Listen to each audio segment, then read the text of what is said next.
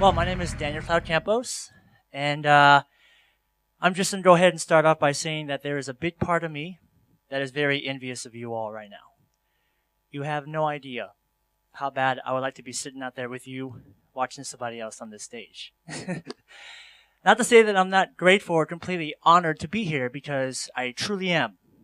But I am also truly terrified, I have to admit. I know it may look like I'm very calm and in control down here on the outside, but if you listen closely,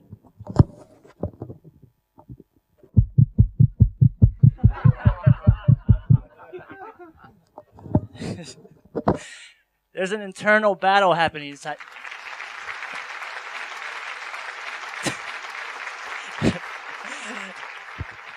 There's an internal battle happening inside of me that has been going on for the past 20 years now.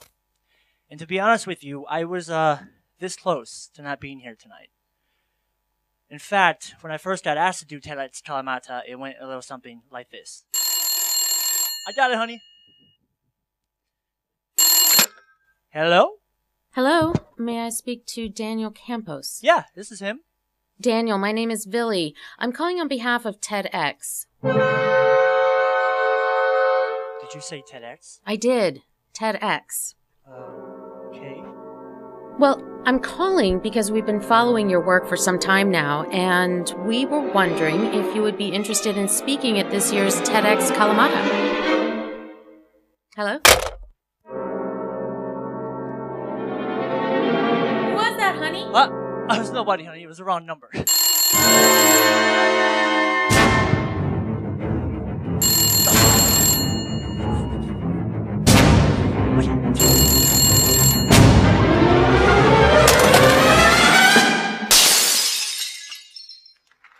Okay. That was a bit dramatic. Thank you. Obviously, I did not throw the phone out of the window.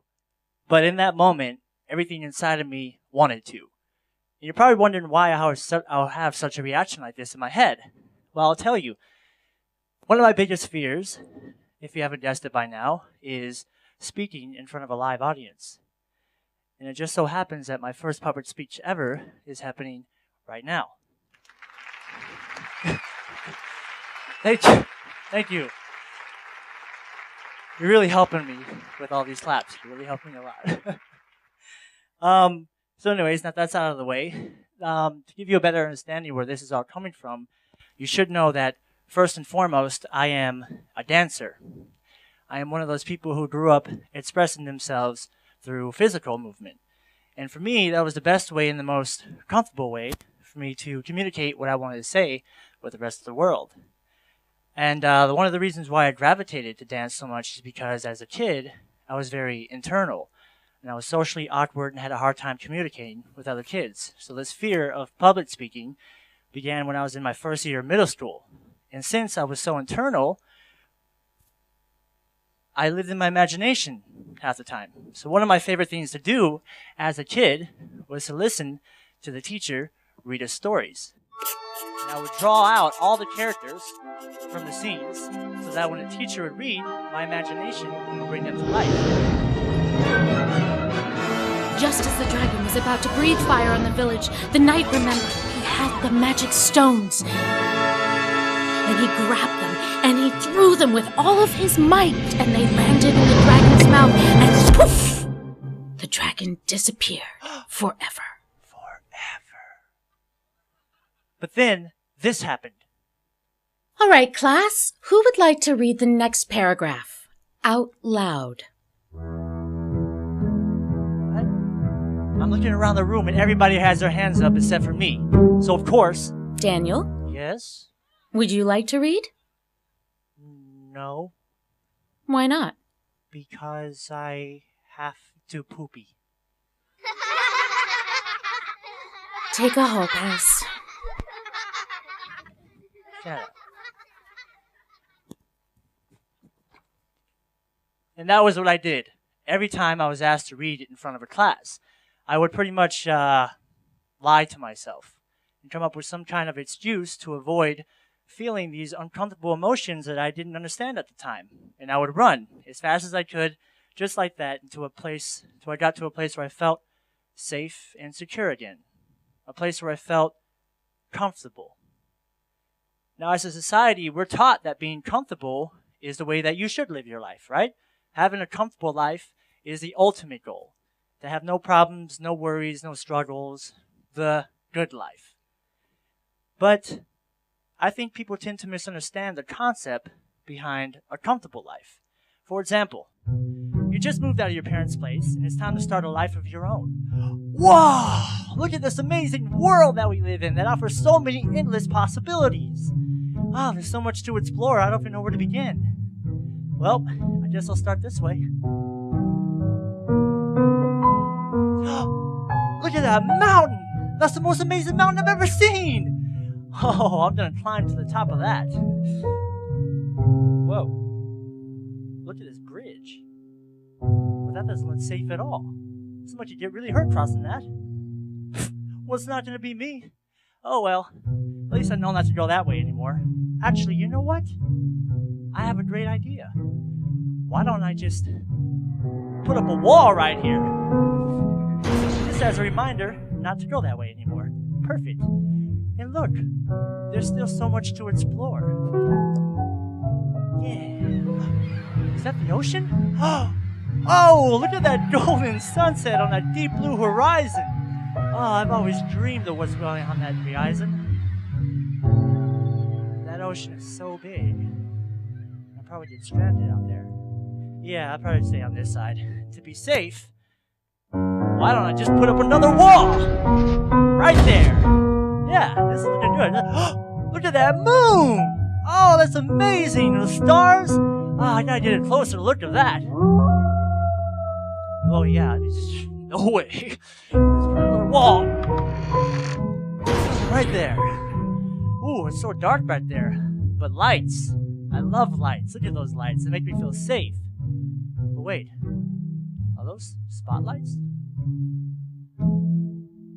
And a whole audience staring at me.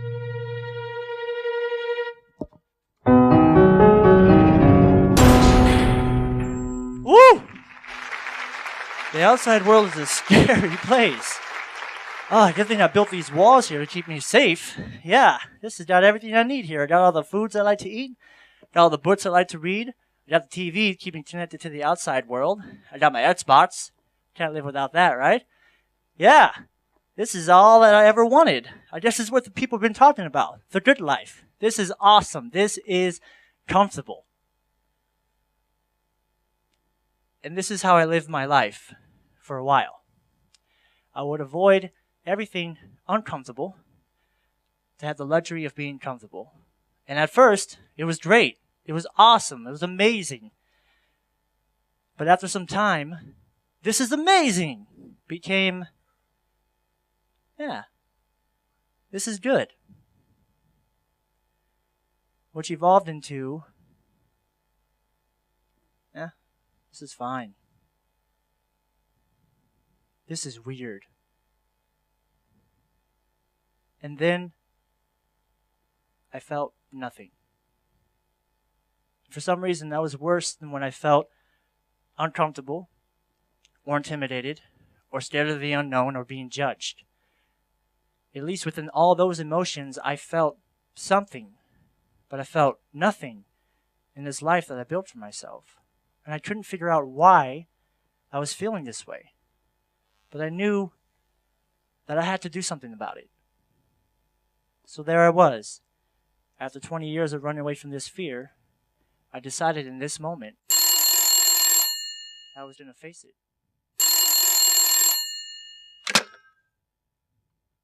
Daniel, are you there? I'll do it.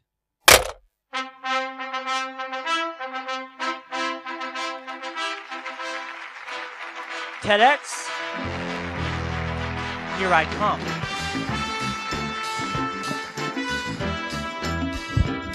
I was on my way. Instantly, I felt so good about myself. And I felt like I had a new purpose in life. And all I really had to do was to write what I wanted to talk about.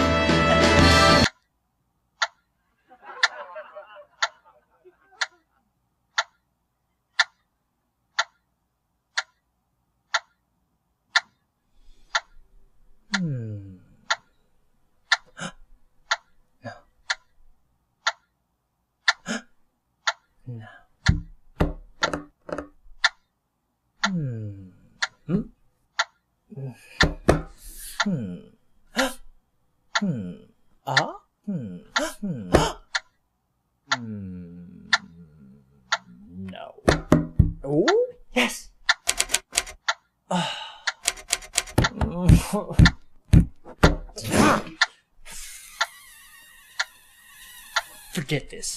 Okay.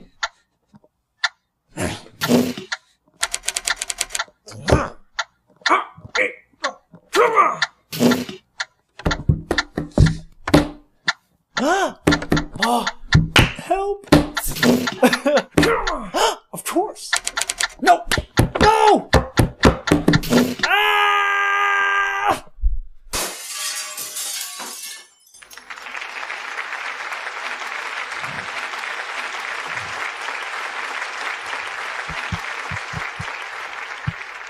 I was like this for weeks.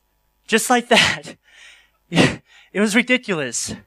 You know, saying you're going to do something is one thing, but following through with it is another. Because starting is the hardest part.